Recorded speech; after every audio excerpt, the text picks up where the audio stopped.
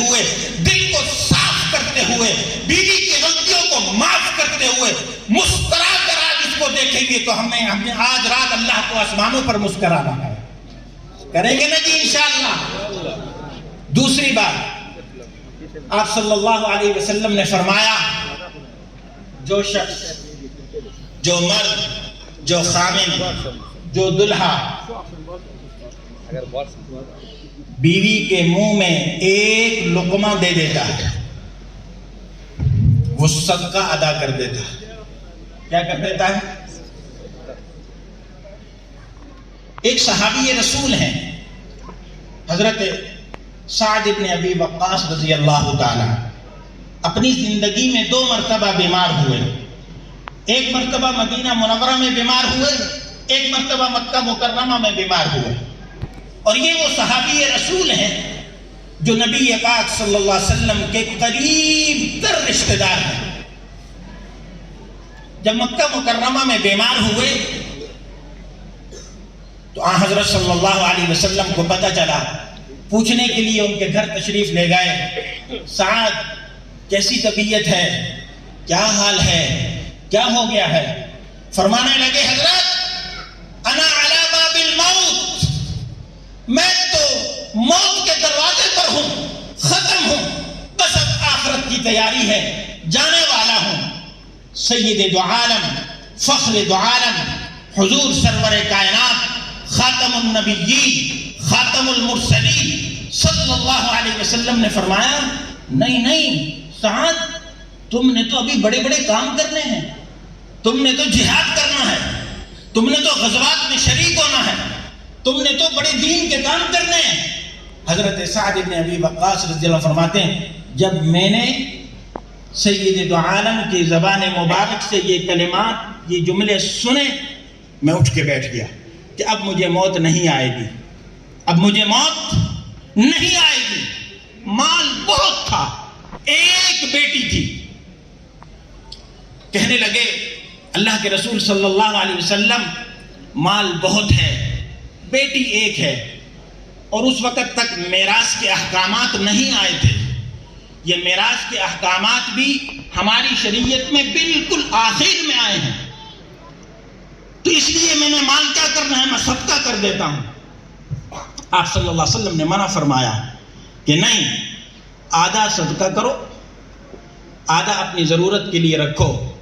پھر ایک موقع پر فرمایا اے سعد ابن ابی وقاص، تم سمجھتے ہو کہ مال کو اللہ کے راستے میں دینا صدقہ ہے، کپڑوں کو اللہ کے راستے میں دینا صدقہ ہے، مویشیوں کو اللہ کے راستے میں دینا صدقہ ہے، مکان کو اللہ کے راستے میں دینا صدقہ ہے، سونے کو اللہ کے راستے میں دینا صدقہ ہے، چاندی کو اللہ کے راستے میں دینا صدقہ ہے، درہم کو اللہ کے راستے میں دینا صدقہ ہے، دینار کو اللہ کے راستے میں دینا صدقہ ہے. نہیں اے سعد بن ابی وقاص، تم جب کھانا کھانے لگو، بیوی تمہارے سامنے بیٹھی ہو، لقمہ توڑو، سالن سے لگاؤ، اس کے منہ میں دے دو، یہ بھی صدقہ ہے.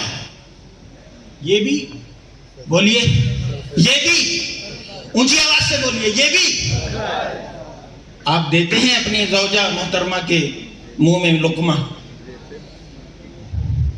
ہماری ناک تو یہاں ہے، میں بیوی کے منہ میں کیسے لقمہ دے دوں؟ میں عزت دار نہیں. نبی پاک صلی اللہ علیہ وسلم کی سنت مبارکہ ہے. آپ نے پانی کے پیالے میں اسی جگہ سے ہونٹ لگا کر پانی پیا ہے جس جگہ سے ہونٹ لگا کر حضرت عائشہ نے پانی پیا تھا. میرے محترم دوستو، بزرگوں، بھائیوں، تیسری بات، تیسری حدیث مبارکہ مختصر کر رہا ہوں، بس ختم کر رہا ہوں. نبی پاک صلی اللہ علیہ وسلم نے فرمایا جب میاں اور بیوی یہ دونوں ایک دوسرے سے مصافحہ کرتے ہیں، مسلمانوں سنو سنو سنو، دل کے کان کھول کر سنو، ہم اسے توہین سمجھتے ہیں، ہم بیویوں کو کہتے بیوی کا احترام کرنا چاہیے، اس کا بڑا مقام و مرتبہ ہے۔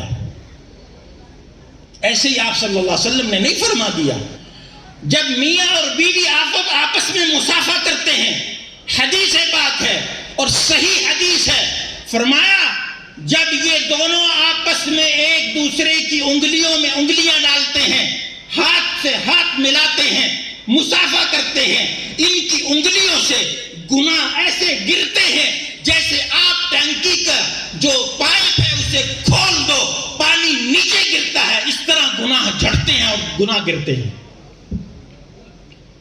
آپ کو باہر جانے کی ضرورت نہیں، صدقہ دینے کے لیے گھر میں محترمہ موجود، گناہ جھڑوانے کے لیے گھر میں محترمہ موجود، اللہ کو مسکراتا ہوا دیکھنا ہے گھر میں محترمہ موجود۔